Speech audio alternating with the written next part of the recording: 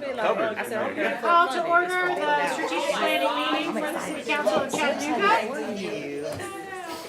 Can I get a motion on the minutes, please? So moved. Second. All right, minutes will stand without objection.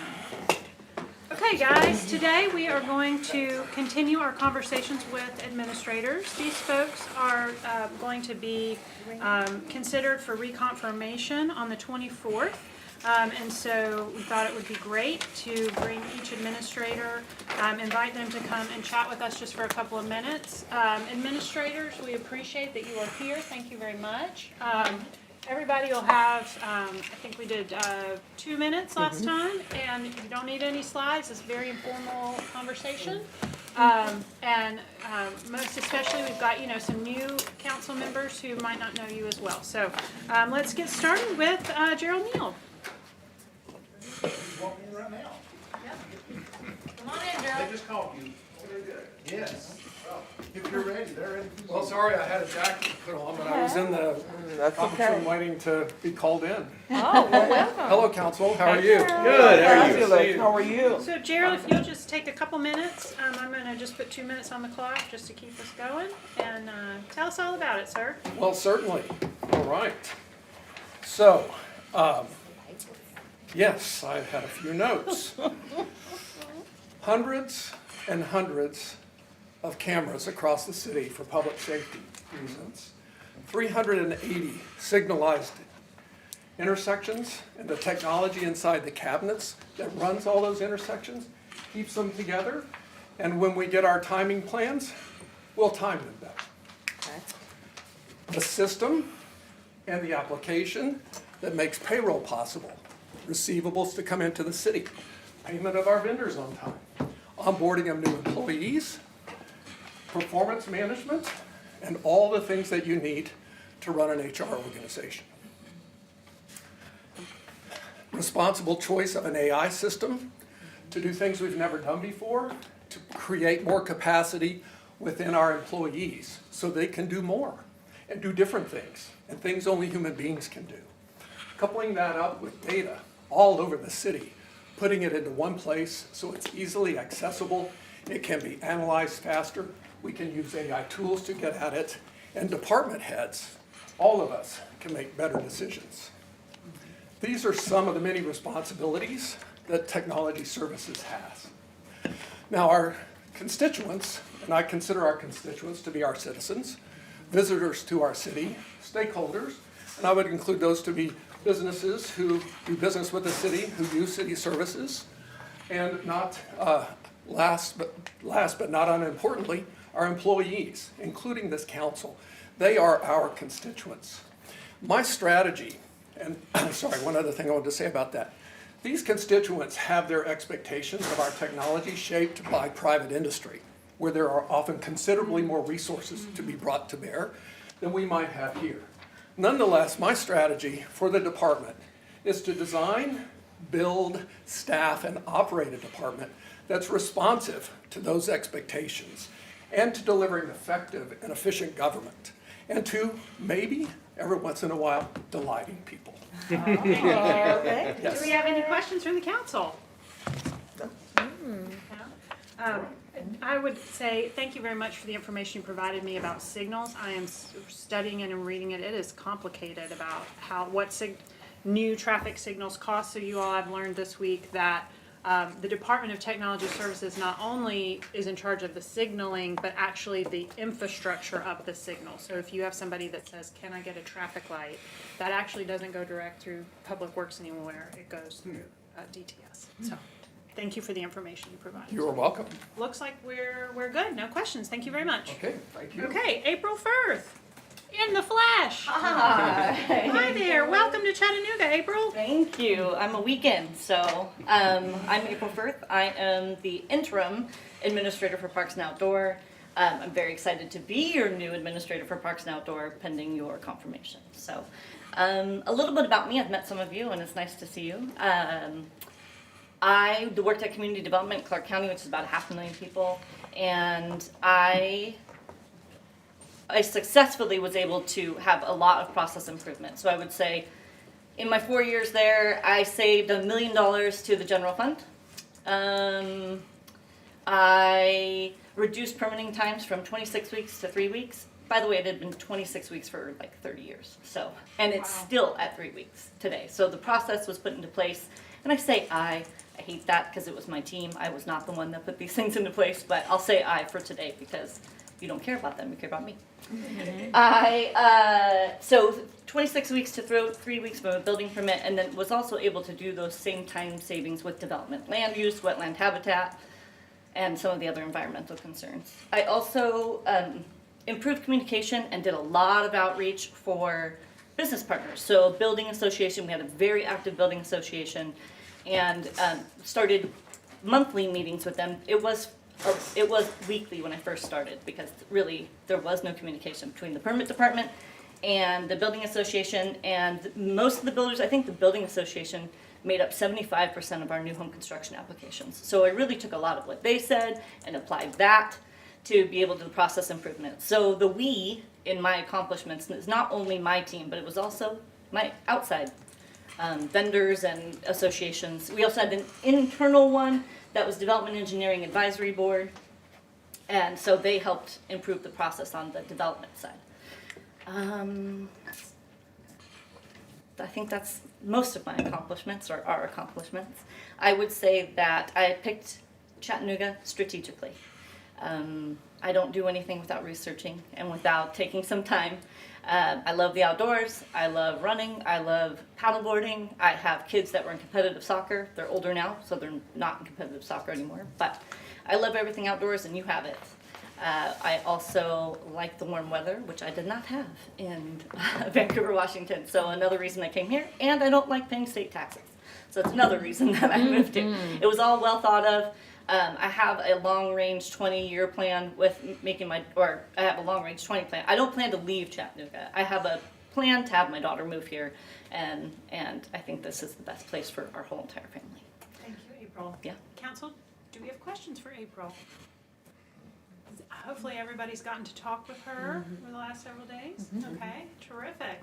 Glad to know you had kids that played soccer. I just emailed you about a soccer question I saw that. yesterday, so- Yes. But I was thinking I don't know how to yesterday answer that question yet, but I will find out. that. Terrific. Okay, thank you very much, Thank April.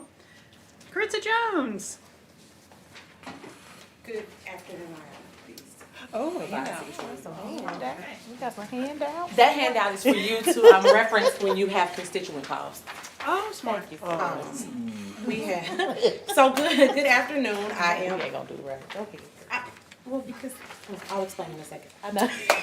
Good afternoon, I am Carissa Jones, and I am the very humble yet proud administrator for the Department of Early Learning because I have been a part of this body of work and helped to build it since November of 2018 when we started off as an office of 4, and we are now a department of 185 dedicated professionals to the early learning success of our children here in Chattanooga.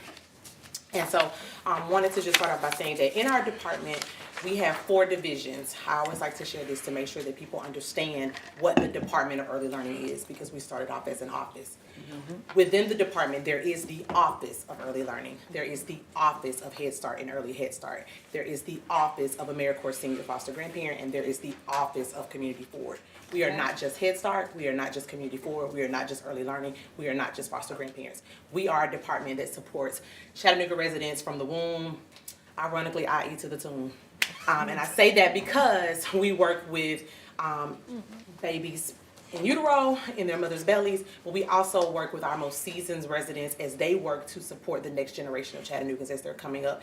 And a lot of them, because they love the work that they do with our small children, actually either they've retired and retire again out of foster grandparents as their health begins to fail them or they're no longer able to do that, or some of them honestly do pass away in the role of a foster grandparent. So that's why I say from the womb to the tomb, because they love children just that much that they continue that on until they're no longer being able to serve at all.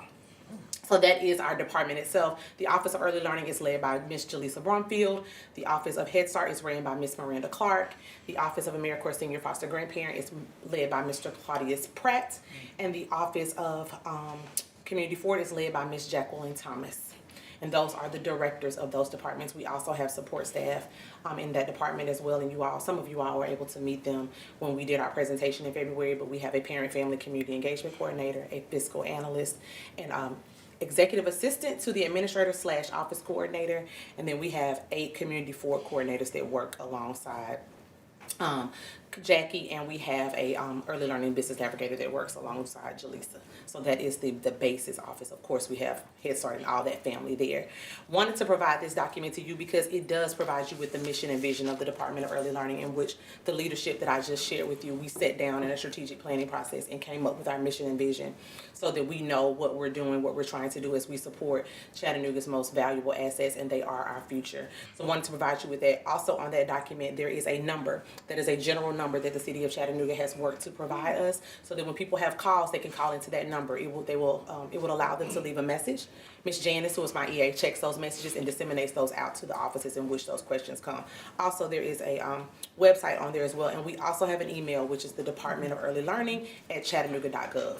So we have all means of doing that, and all of those are on the landing in the chattanooga.gov website. So I wanted to provide you that. And before I take my seat, I just want to let you all know that with Mayor Kelly's priorities, his last priority of the first goal of the One Chattanooga plan, which is early learning, is for us to be an investment-ready model, and we are that. We started off in the Office of Early Learning being a model, and from that time, people within our region, our state, and across the country look to us to say, hey, how did you all do this? Hey, how did you get this? How do you get the buy-in from your city council, from your mayor, from your community, the collaborative partnerships that we have through Chattanooga 2.0? They ask us that. NLC often pulls us in. We are a partner with NLC. They pull us in to share things that we're doing and how we're doing that. Wanted to share that we also will be presenting, our leadership team will be presenting in July at the Governor's Early Literacy Foundation select convening on how we have arrived from 4 to 185 and how we utilize our skills to enhance early learning literacy. And lastly, in me just playing around, we were able to, I completed an assessment, and we are now designated or received a designation to be a best place for working parents, the City of Chattanooga, based on the services that we provide, not only through our department, but services that you all provide through council, services that HR provides, services that we have just for our employees in general as they go out to become mothers or fathers. And so I played around with it in 2024, wasn't sure if I was answering the questions right, but did it again with some support from HR, and we are. So there is a toolkit I will be getting with Eric to talk about that, but we'll roll that out because you can actually put that on things to show that the City of Chattanooga is the best place for working parents. Thank you for your time. I know I talk really fast, so does anyone have any questions? Yes. Yeah. Okay, I just had a question about the number. So when they call the number, It's on your voicemail. assistant, when they answer, they'll just send them to whatever department. No, it's a voicemail. So actually, well, if we're here, she'll send them to whomever. But if not, there's a voicemail. They can leave the message, what they're looking for, and then she disseminates it out. So she'll let you know, like, hi, something. No, if it was Jackie, hey, somebody called, had a question about community forward. Here's their information. Okay. And forwards it on or sends an email. All right, that's it. Great job, as always. I have a question. When you gave your presentation before the end of the last council year, the AmeriCorps Senior Program was foster grandparent was in question. What's the status of that right now? Still fine. We actually just submitted our grant because their grant is different from the Head Start grant. So their grant is always renewable. You just have to get the information in. So we actually just submitted that. Had to make some minor corrections on some documentation, but all is well. Right there, they so far have made it through the skinny budget of our federal government, and so. We're just waiting to see. Okay. And as for Head Start, we are still awaiting our response for that as well, but they have until June 30th to give us that. All right, thank you very much. Thank you. Carol Hunter, please.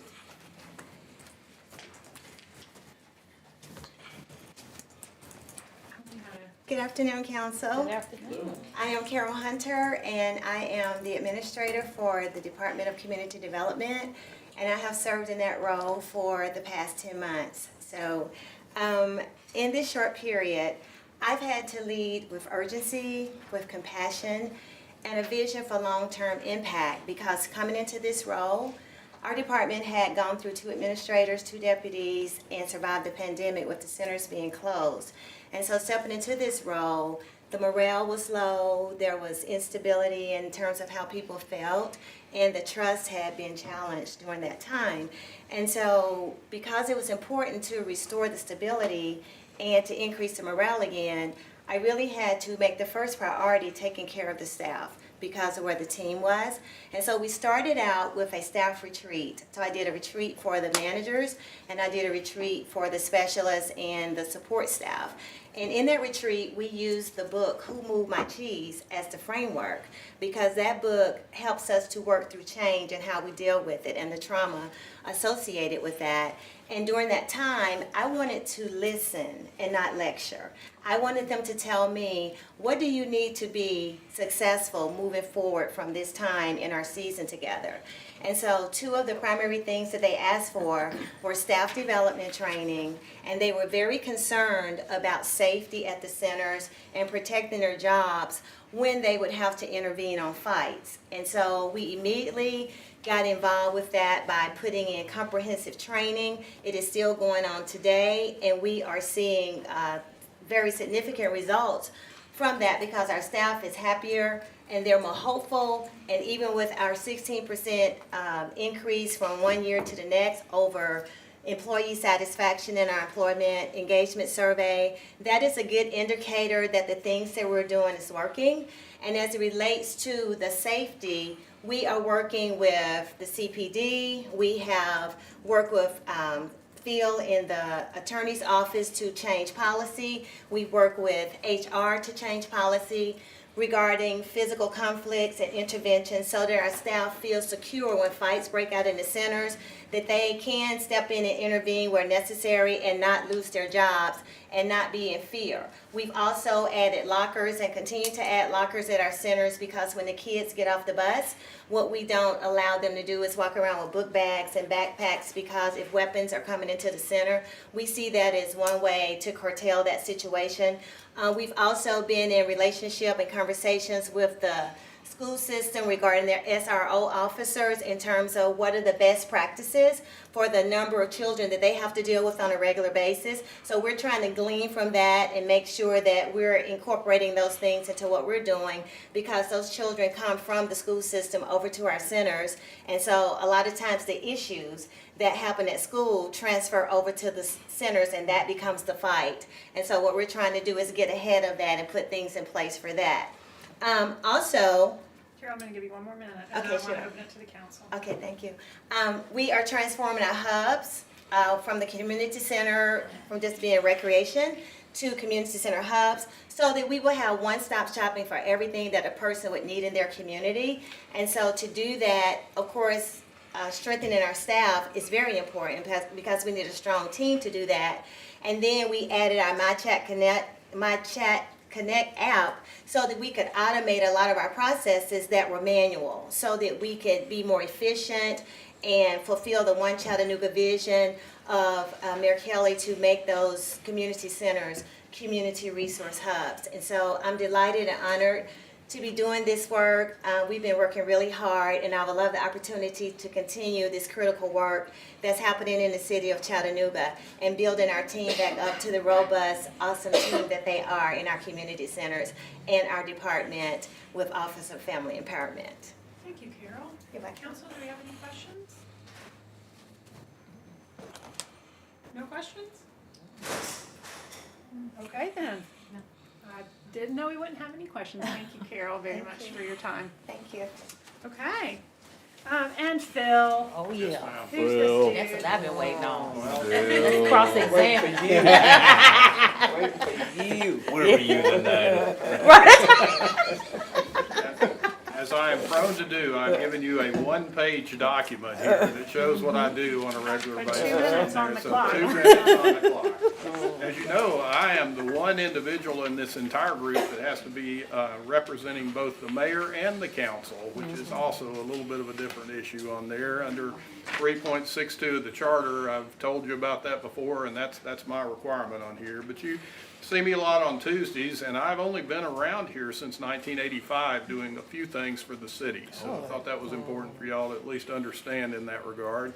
And I've seen over that time period over 6 different mayors and 5 different different city council groups since the change in the form of government in 1990. So I eventually only became a city employee in 2009 after all that time period. So just be aware of that as to your reasons for why Mr. Noblet is sitting in front of you. So our office has 8 lawyers in it in that regard. We have 7 support staff currently in our office as well, and of those people, we handle 26 municipal boards and 20 different departments here in this administration. So because of that, we handle all of the open records and Title VI compliance issues that come in from the public on questions from people out there. I am also, and I didn't put on my sheet for you here, the ethics officer for the city, and I get questions on that periodically as well. So we handle all of the transactional or contract matters with the city. On our sheet, I actually went through and made sure how many of those we did last year, which was 436 contractual requests that were done. And this year so far, there's probably about 195 already this year in the first 5 months. And the contract review time by our office in those is 6.8 hours, or 6.8 days total here. So the time period on what we've been doing is reasonable in that regard. And we have an electronic computer system that we check out when we get the information, when we respond to the information.